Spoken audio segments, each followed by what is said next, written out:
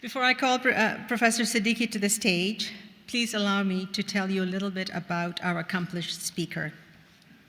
On a personal note, this is her first trip to Toronto. She has never been here before, and so it is very brave of her to brave the winter and join us for her first trip to Toronto.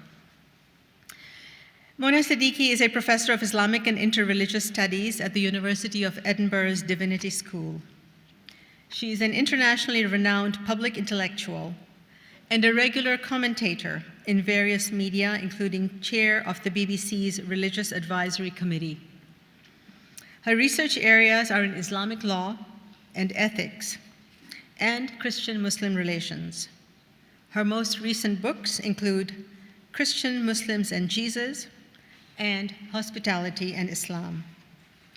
She is a fellow of the Royal Society of Edinburgh, the Royal Society of Arts, and in 2017 was listed in Debrett's top 500 most influential people in the UK. In 2011, she was awarded an OBE, an Order of the British Empire, by the Queen for her contribution to interfaith understanding and dialogue. Ladies and gentlemen, thank you for joining us this evening. I'm thrilled to see so many familiar faces in the audience and so many new friends as we officially kick off our 5th anniversary here at the Ismaili Center. And we look forward to seeing more of you here in the future. Now, it is my honor to ask you all to please join me in a very warm Toronto welcome for Professor Mona Siddiqui. Thank you.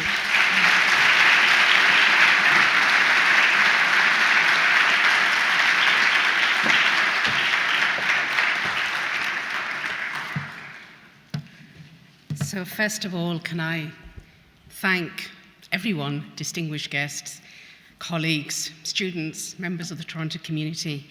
It is my first time, but as my lecture talks about hospitality, I have to say on a personal note, I couldn't have had a more hospitable welcome from everyone that I've met today in the tour of the museum, the tour of the Ismaili Center, the welcome at Emmanuel College, and of course, behind the scenes, the indefatigable hospitality of Sadru, who is the Muslim equivalent of the Wizard of Oz. So thank you so much. Quiet, but determined. So this lecture is very close to my heart because I've been thinking about hospitality for a number of years.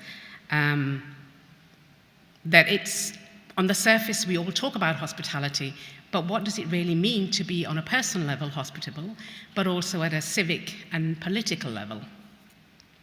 So as I was thinking about this talk over the last few weeks, our Home Secretary, the UK Home Secretary Sajid Javid, who I'm sure you've all heard of, was in the news over our current migrant crisis. Over Christmas and the New Year, he had visited the English port of Dover. The Home Secretary defended his call to declare a major incident to deploy patrol vessels from the Mediterranean. He'd been forced to cut his holiday short in South Africa, and he faced criticism after questioning whether people risking their lives crossing the English Channel are genuine refugees. The press were full of sensational headlines. Home Secretary brings back 2 Border Force cutters to tackle migrant crisis.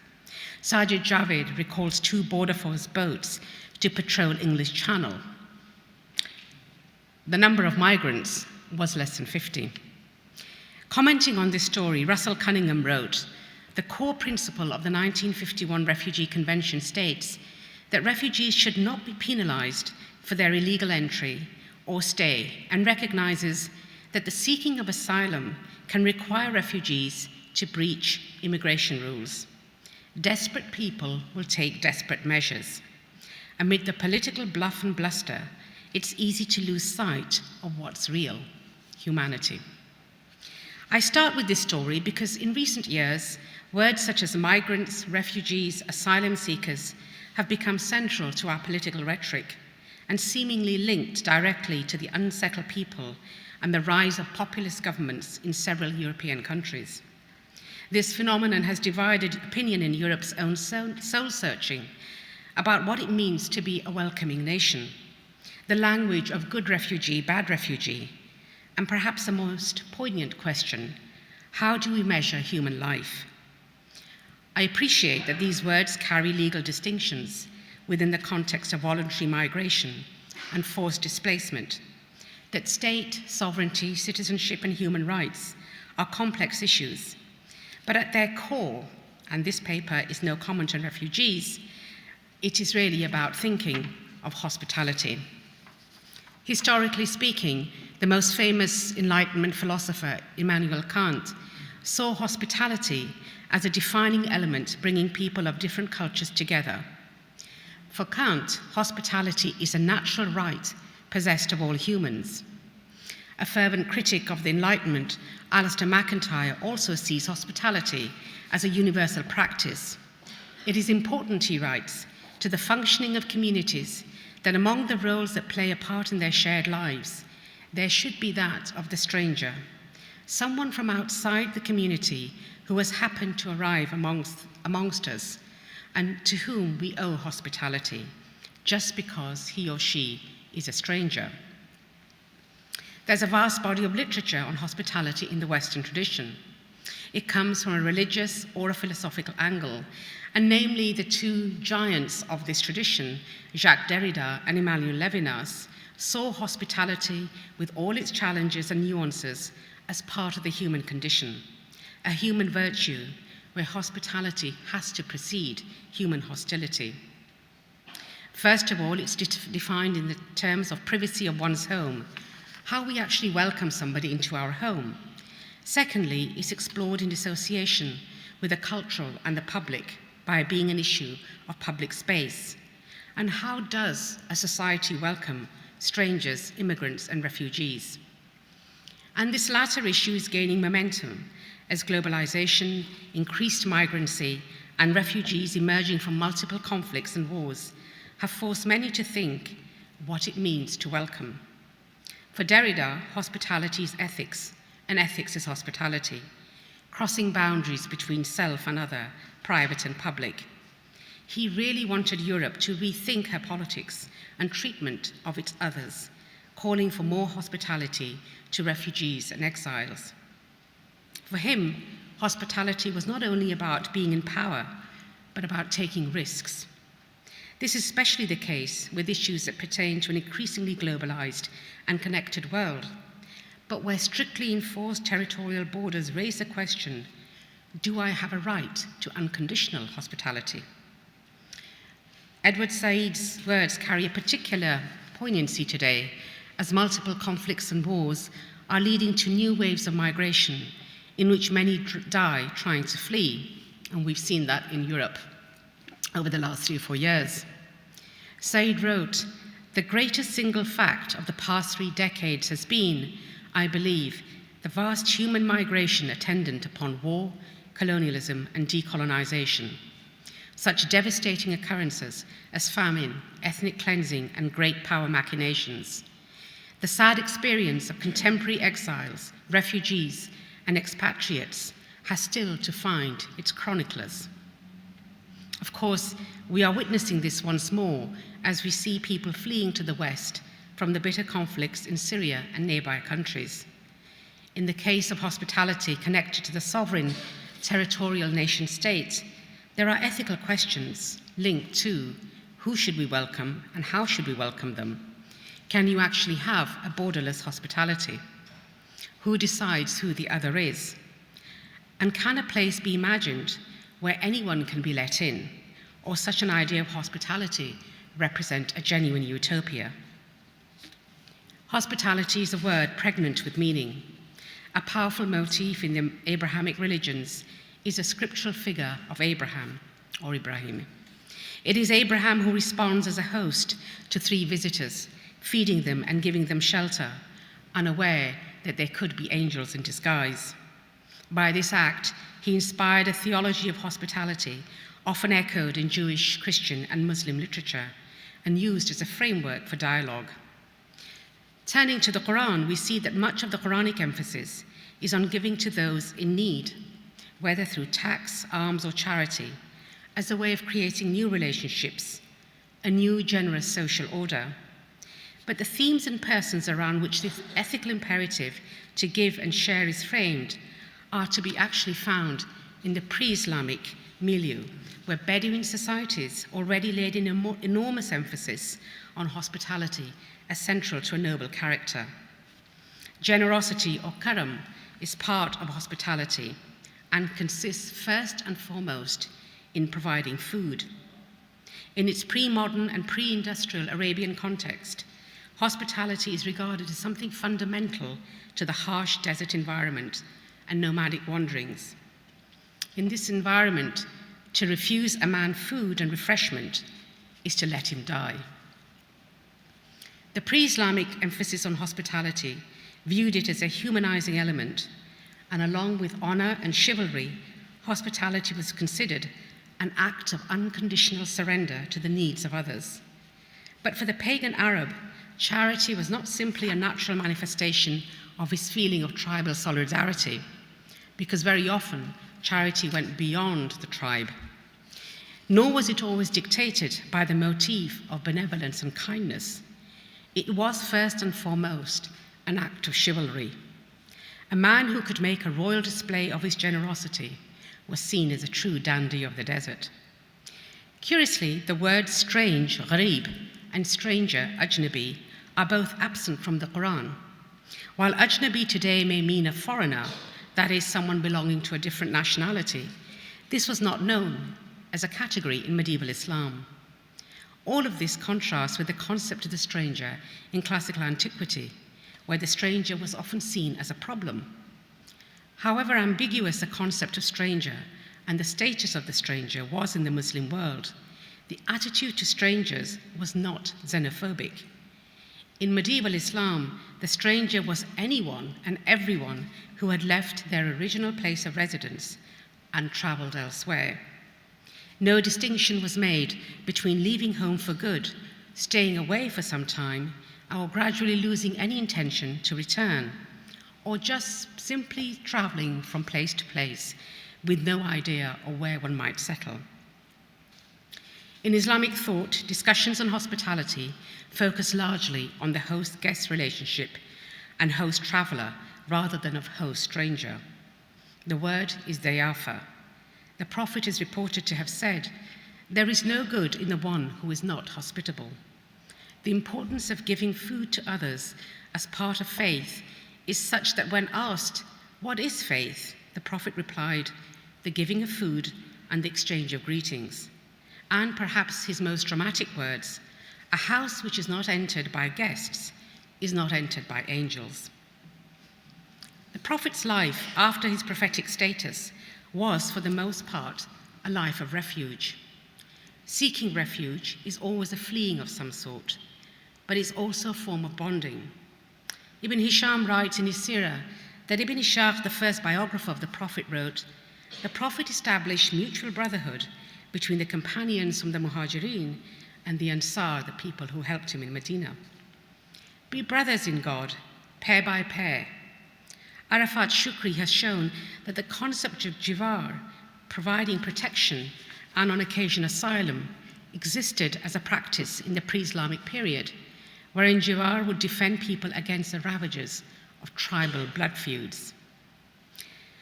But hospitality is first and foremost a duty towards others and a way of living in which we are constantly reminded of the challenge of human diversity in all its social, political, and ethical manifestation. Hospitality, which centers on food, has arguably been a central feature of religious piety, but it was extolled not so much for the purpose of pleasure, but rather for feeding those in need, and thereby cultivating relationships with friends, strangers, or travelers.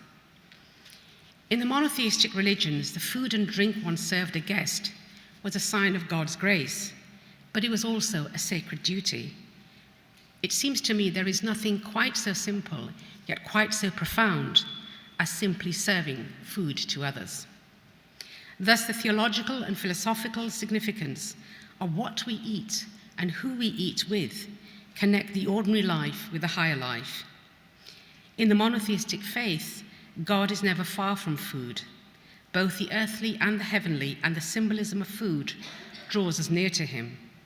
And perhaps that's why when we have humanitarian disasters, we find that so many religious, secular, and civil organizations come together simply to provide nourishment. God is always present when food is being served. Away from giving only to those in need, we should recognize in hospitality the basic human desire for food accompanied by the human desire for company. The sharing of meals signals an assumption of benevolence, as this social manner of eating is essentially about cultivating relationships. We can eat alone, but more often than not, we choose not to. The 11th century polymath Abu Hamid al-Ghazali encourages people to talk in a friendly way while they eat, as conversation creates bonds of friendship. And Leon Cass is right when he says, "It is shared speech, even more than the shared food, that makes a community of diners." For Cass, our conversation is enriched when others take part, and in the course of privately restoring the necessarily private body with food, the soul keeps its head erect, taking and giving nourishment in conversation. The way we eat and show respect for guests does not only say something about who we are as people, but is seen as part of worship itself. And yet, Muslim theologians have also argued that in giving of food, in inviting guests, we should not show affectation. We should not go into debt to provide food for our guests. And this is stressed at some length on the basis that if we put ourselves out for our guests, then we would tire of inviting people. Again, Ghazali said, "I used to go to the house of one of my brethren, and he would put himself out for me. I said to him, 'You do not eat this when you are alone, nor do I. Why do you then think that when we meet, you have to go to so much extravagance? Either you stop this extravagance, or I shall stop visiting you.' His friend stopped his affectation, and for this reason, they continued to be close friends. There should be no shame in presenting whatever food one has to a guest, and nor should the guest make any particular demand when offered a choice. While this sounds like very practical wisdom, it seems to me counterintuitive to what most of us do in real life. That is, most of us go to great lengths to buy and prepare extra food with much labor for our guests precisely because we wish to show that we are hospitable. Alongside this, there is a strong theme running in both Christian and Islamic thought that the believer should not be too greatly concerned about the food which fills the body, but yet leaves the soul to die. Fasting and partial abstention from certain foods are both in Christianity and Islam essentially about subordinating the lower appetites so that we can have a greater God consciousness. This seems to include the practice of abstention, such as hunger and fasting. And of course, fasting is present in the Hebrew Bible. Is not this the fast that I choose, the author writes of Isaiah, to share your bread with the hungry and bring the homeless poor into your house? The purpose of fasting is to be in search for humility and justice for the poor. As Laura Hartman writes, to fast means to recognize human bodies as frail, dependent upon food, upon God, but also to recognize humans as more than just their bodies. But the ascetic motive was not the only one which led to the practice of fasting in early Christianity. In one of his exegetical homilies on St. Matthew, Sir John Chrysostom describes a Christian who combines prayer with fasting as having double wings and being lighter than the very winds. And in another homily of the same series, he goes so far as to say that fasting without almsgiving is not even considered fasting. In both Christianity and Islam, fasting, prayer, and almsgiving were virtues of abstention and generosity, which had one aim, which was to turn the believer's heart towards God. Similar to biblical commands, there are multiple Quranic commandments to give charity, to shelter, to look after widows, neighbors, travelers, and orphans. But it seems to me that hospitality is far more than almsgiving. It's also about recognizing not simply economic poverty, but intellectual deprivation, loneliness, loss of agency and power in others, the helplessness in so many people around us. How do we create spaces where generosity of spirit has a moral but also legally advantageous aspect on the whole of society, wherever we live. Almsgiving, common to all three faiths, and of course outside all three faiths, is not really about giving, as it is about transforming the self and society. Hospitality, when tied to the notion of adl or justice, is a lifelong attitude and way of being. The Quranic verses which speak of giving to the poor and the needy and the traveler can be considered as multiple ways of creating a relationship with those who are outside our immediate bonds of family and friends. This is why the distinction between zakat and sadaqah and hospitality are often blurred, and emphasis is upon the individual to give of themselves in whatever way they can. Hospitality is not philanthropy. Giving is a duty, not an option. Rich and poor are not defined in any categories, and wealth and poverty are not measured in any systematic way. But giving what you can to others went beyond a one-way obligation on the rich towards the poor. Giving to others is both personal as well as an institutional way of expanding our social conscience and recognizing that others, complete strangers, have a stake in our wealth and even our time. If you have nothing to give, then doing good for others, speaking for their rights, is also an act of charity. Hospitality in all its forms is what keeps the sacred alive in the ordinary, because all hospitality assumes a call to a higher social order and a higher moral space. Let me shift the lecture slightly. In 2003, the historian Karl Schlögl wrote in his groundbreaking book, Im Rause lesen wir die Zeit, that history is set not only in time, but also in space. History is not just a series of events in a linear order. It is not generalities or abstraction. It is specifics of people and places. Space and geography matter in how we give meaning to events. And perhaps nowhere has this become more relevant in recent years than the current movement of people from east to west. The recent flow of refugees and migrants from the Middle East and North Africa is once again transforming this region of the world. As hundreds of thousands of people struggle to make their way to Europe, their presence has led to considerable political and cultural soul-searching in the West. For others, an absence of any cohesive European strategy over how one receives and accommodates such people, the clash of resources of capacity, and Europe's own existential dilemma are all current concerns of the EU.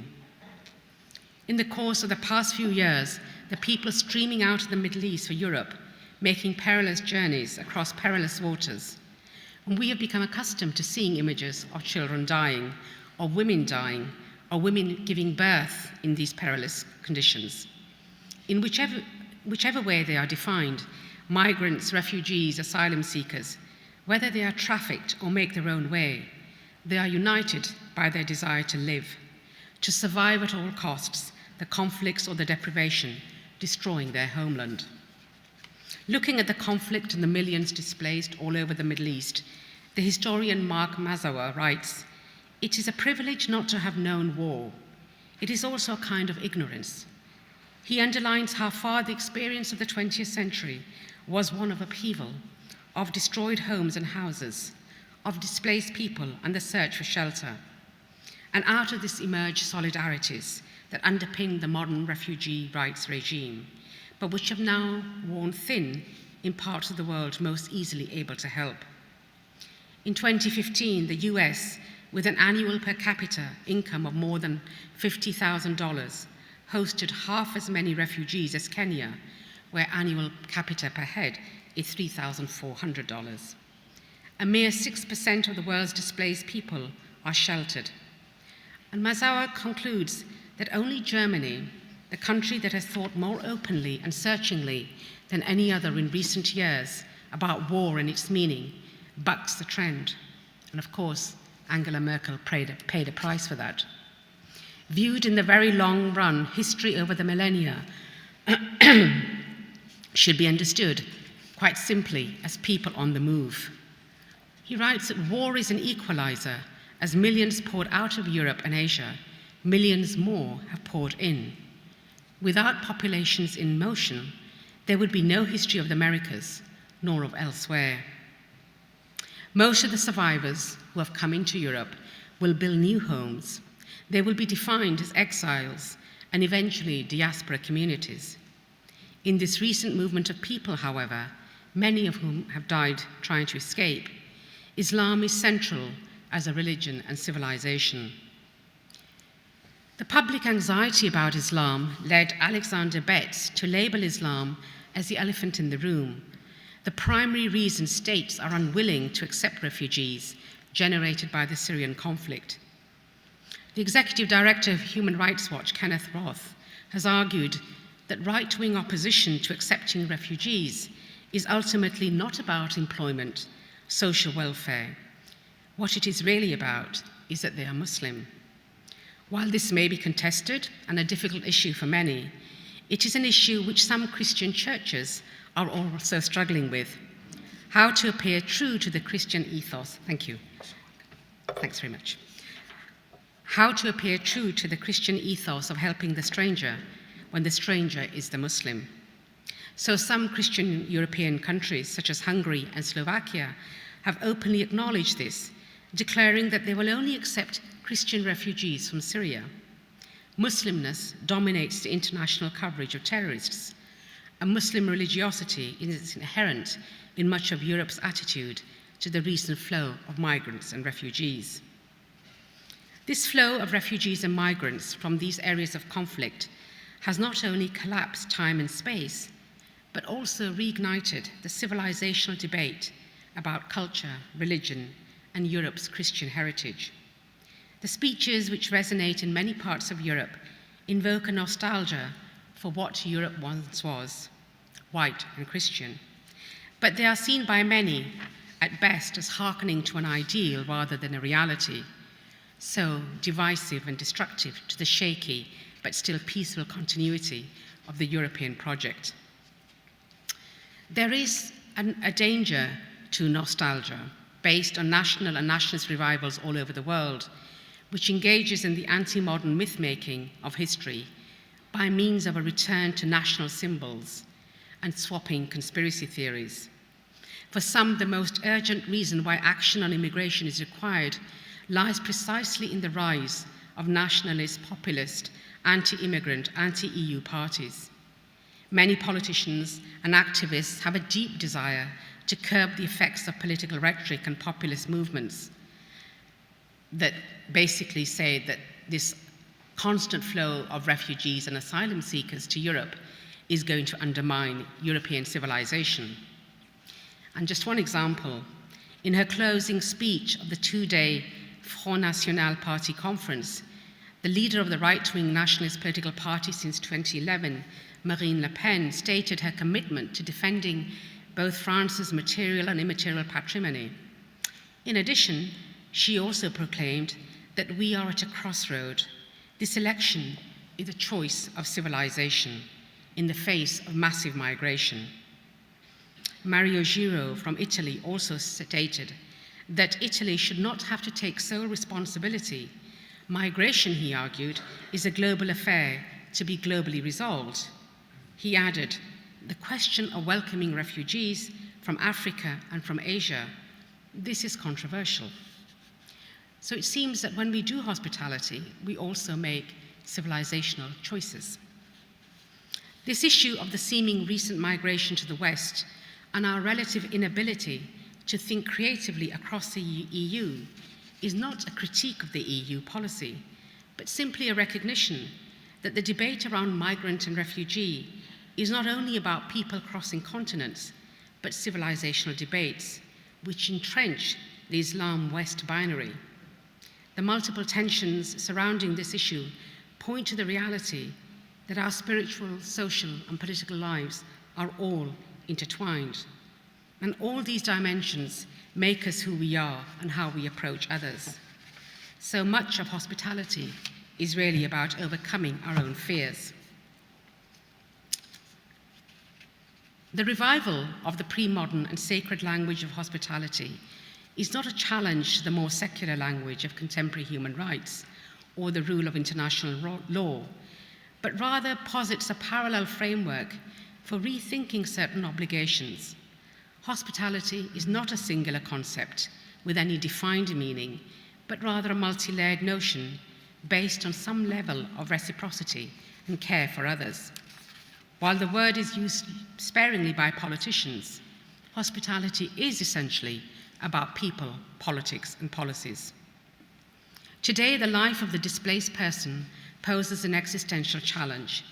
It is a personal, the political, and the emotional encounter between those who are sedentary and the humanity which is on the move. Borders have become porous, and both home and stranger have assumed new meanings.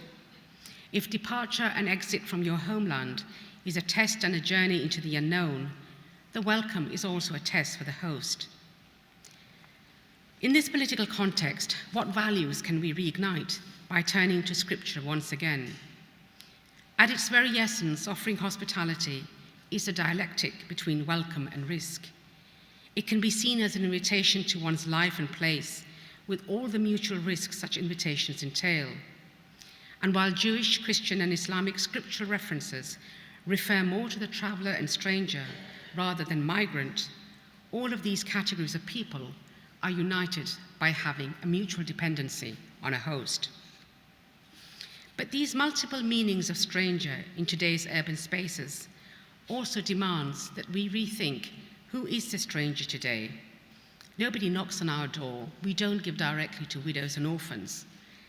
The emphasis on stranger masks perhaps a more urgent reality, which is apathy towards fellow neighbors and citizens. Fellow citizens is a broad category, but the implication is of nearness and localism.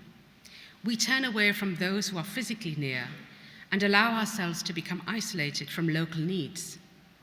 As Christine Pohl has written, who is a Christian theologian, we know more about the woman in Rwanda or Kosovo whose family was decimated in ethnic cleansing than we do about the homeless man we walk by daily on the way to the office, or the elderly woman who lives 2 doors down from us. She tries to deconstruct abstract notions into concrete hospitality and says we can draw on our scripture for lots of things, say lots of really great things about hospitality, but all of these words have to be accompanied by the hard act of actually welcoming a human being into a real place. And I just want to tell a personal story. It's a confession, really, that I turned into a broadcast 3 or 4 weeks ago. Many cities in the UK now have homeless people on the streets. And when I come out of the station at Edinburgh, there are always a couple of homeless people on the streets begging for coffee, sandwiches, money, whatever. And it was a really cold day, and I'm always unsure. Do you give? Do you not give? And I walked past these people. It was a really cold day. I should have stopped. I should have said something, but I didn't. And I was in a rush to get to work. And as soon as I walked past the 2 beggars, the 2 people homeless, I saw this young woman who looked quite destitute herself, offer them a cup of coffee and whatever money she had in her pocket. And I realized the shame I felt inside, that I should have stopped, that even if I wasn't going to offer them anything material, I could have just stopped and asked them how they were. And I think part of what I was thinking at the time is that very often we walk past people and we make them feel invisible. And part of hospitality is actually, how do you make somebody more visible? How do you make somebody feel valued, irrespective of what you can do for them? So added to this, we often find it challenging to be hospitable in our more personal and family conflicts. And I say this because I think that forgiveness in personal conflicts, in family feuds, is the most demanding act of hospitality. And because it is so demanding, it is also the most urgent. We don't use the vocabulary of global conflict in our family feuds, but actually it's a similar thing. We're reluctant to forgive because we convince ourselves in any feud that the bigger injustice was done to us. And so people become more objects of our hunger, anger, and hurt. And I'm going to quote you something from a Yale theologian, Miroslav Volf, who wrote, "Forgiveness flounders because I exclude the enemy from the community of humans and myself from the community of sinners." We cling on to that sense of injustice for so much of our lives, even when we know that our lives would be richer and more fulfilled if we could find the courage and the humility to lay aside our own grievance or judgment. Just to conclude, some last comments. Whereas in medieval Islam, in early and late antiquity, the traveler or the wayfarer was one with whom you could have a chance encounter, who might ask for food or shelter. The stranger today is often one who lives quite near us, with whom we share physical space, but not emotional. Our social interaction in our urban public spaces is really shared space with other strangers. The urban intervention here is deliberately to create environments where people can become accustomed to living with difference. But there is a tribalism in all of us. And when the Quran says, "We have made you into nations and tribes so that you may get to know one another," the verse reads like a divine blessing, but actually getting to know one another is extremely demanding. It demands commitment, patience, and generosity.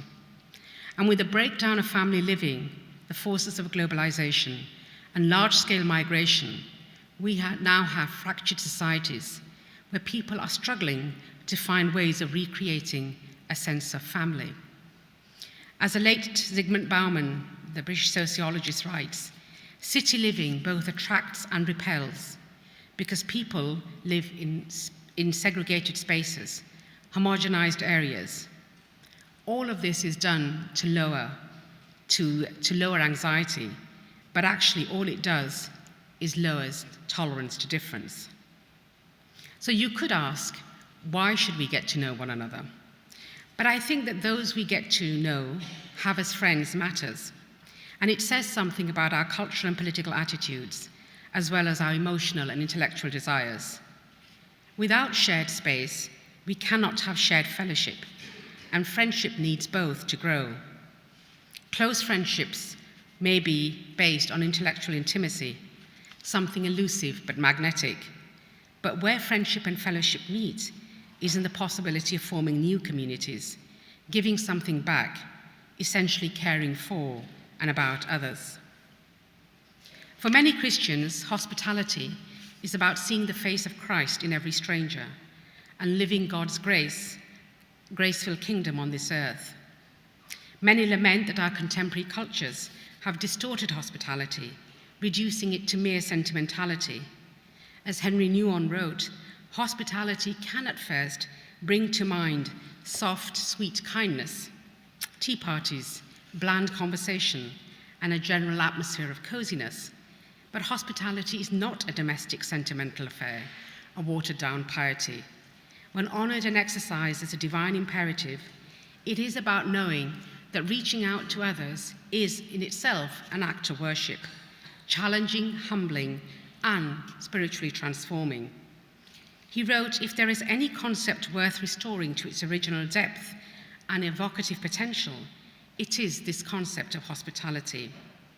The spiritual life is a constant movement between the poles of loneliness and solitude, hostility and hospitality, illusion and prayer. The more we come to the painful confession of our loneliness, hostilities and illusions, the more we are able to see solitude, hospitality and prayer as part of the vision of life." Christian reflections on hospitality speak of mirroring God, who is the ultimate host. It is God who creates, gives, embraces, and loves. And as Lucian Richard has written, the central image of the vision of life, sustaining the law of hospitality to the stranger for Christianity, is that of the kingdom of God, for we are all guests of God's hospitality. What is the distinction that we need to make between a legal person and a moral person? What is my value if I do not have citizenship rights? These are some of the things that we are struggling with at the moment, because I do not have rights to belong anywhere I go. So I believe that hospitality is not simply about making physical room for others, but essentially an attitude to life. It's not only about physical borders, porous and hard, but about how you make people feel. It's true that hospitality in all its forms is unsettling because it is about reaching out. It is about making time and taking a risk on others. It's time-consuming and demanding, and it's not only always emotionally satisfying. But it is essentially about recognizing that we are all relational beings, and our moral life only comes to focus when somebody stands in front of us. And as believers, we should all be open to self-reflection. Our prayers, and we heard the Quranic recitation earlier, begin with A'udhu Billah, I seek refuge. And as Abdul Rahman Latif has shown, these words remind us of our condition as humans. As created beings, all of us are in peril. We all need protection and preservation of God. We are all refugees in relation to God. For me, dhikr is remembering God and remembering others. Our faith is not only about our personal worship and our personal piety. We should each ask the question, what does my faith have to offer the world? There are many ways we can all show hospitality, whatever the politics of today. How we speak of God affects how we see one another, what we value, and the kind of society we aspire to. It seems to me, as a final word, that hospitality is all its forms, is what keeps the sacred alive in the ordinary. And this is a thought which should both humble and inspire us. Thank you.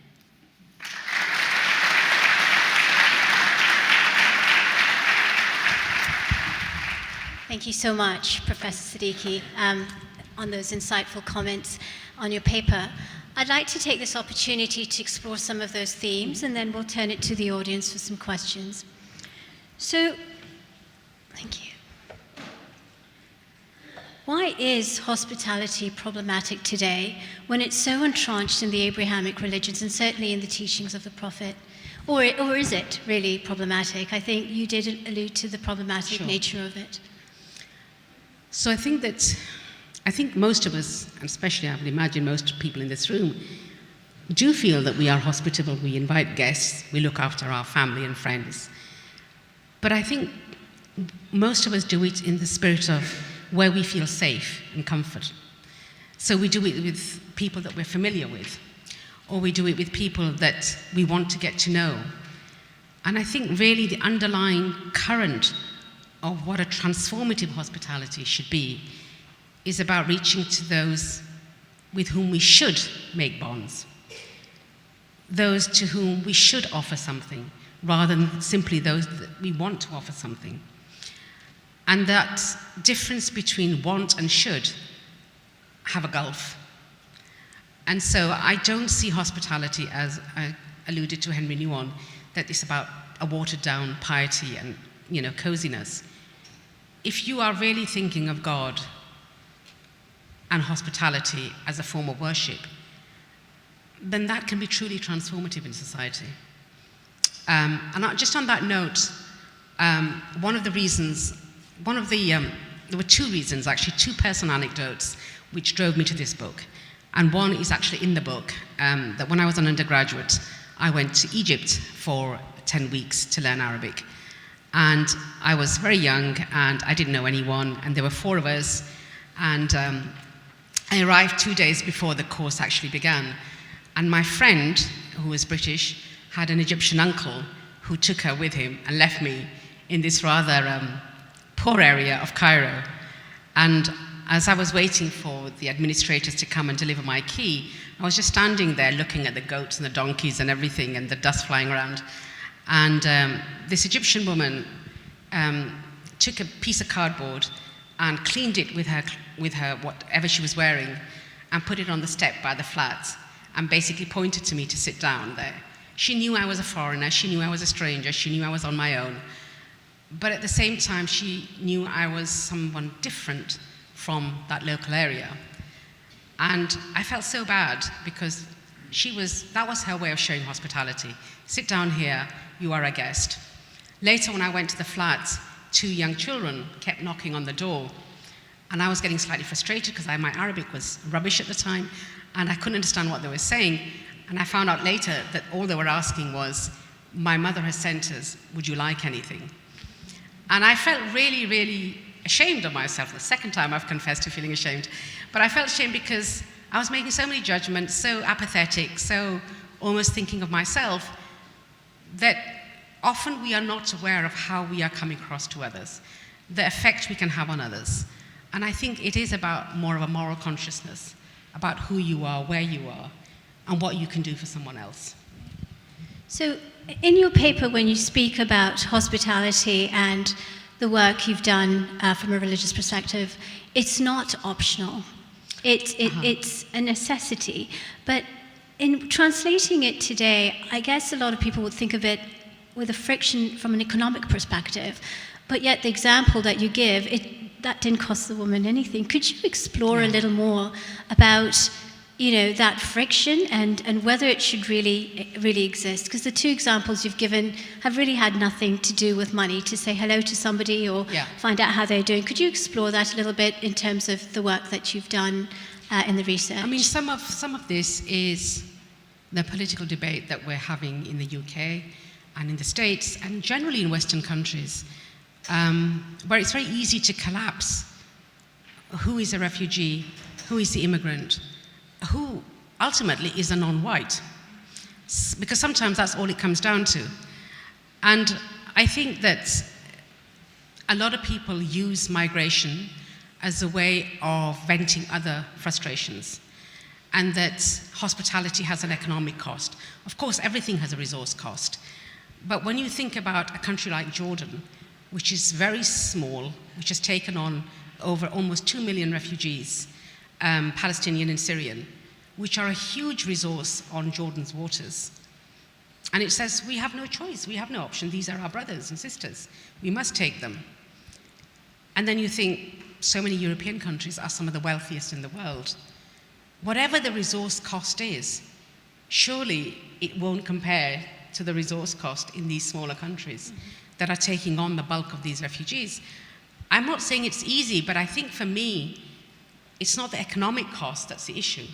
It's the civilizational, cultural cost, which makes hospitality a problem. So, I mean, as a society, your paper explores social consciousness as well. Have we lost that? What are your thoughts around that? How do we cultivate that again? No, I don't think we've lost it. I think generally people are generous. I think people are generous with what they can do, with what they have. But I think this includes me.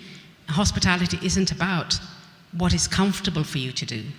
Hospitality is about making yourself uncomfortable, taking a risk on others, going into the unknown. I mean, when I look at my own neighborhood, I live in a really nice part. I hardly know any of my neighbors. I know my immediate neighbors, but how hospitable am I to them? Probably not very much, beyond. And I think, you could argue that's a sign of urban society's urban dwelling now. But it's not a good sign, because I think we do live in very safe spaces where we don't want to feel unsettled. So I think it is a matter of how do you step outside into that which is risky and make space for other people. Thank you, Anar Danji, President Hirji, and members of the Aga Khan Ismaili Council for partnering with Emmanuel College to offer this lecture. Thank you, Dr. Siddiqui, for this talk and for your contribution to the academic study of religion and intercultural understanding. This is a place that embodies hospitality. Our theme for the evening, the architecture bathes us in spaciousness, light, and symmetry.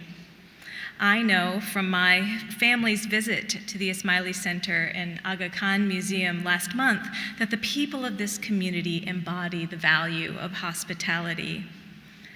In the beautiful illustrated copy of the Conference of the Birds, which Sajur Jeta gifted to us, each bird develops a virtue that helps the community to see the divine.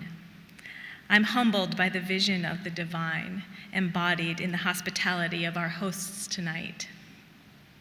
When hospitality is practiced well, both hosts and guests feel a sense of belonging, of presence, of being seen and loved, of being at home. And we do not need to be at home to feel at home. The English word hospitality is related to hospital and hospice. Certain stages of life, certain experiences of trauma and displacement require the service of presence, a presence that creates belonging and surrounds hurting people with the compassion and love that is the deepest truth of our being and the very nature of God. After Jesus died, his grieving friends gathered together. They were trying to recapture something of the sense of home, of utter belonging that he had awoken in them. But their guiding star was gone. They were afraid and disoriented. And then a mysterious and holy thing happened. And it actually happened more than once in different places. These devastated people shared bread with one another, and they recognized Jesus in their midst. They found their North Star, their belonging, the presence of the beloved through hospitality. And so in these terms, I'd like to think that at Emmanuel College, our Christian, Muslim, and Buddhist students in the Master of Pastoral Studies program become scholars of hospitality.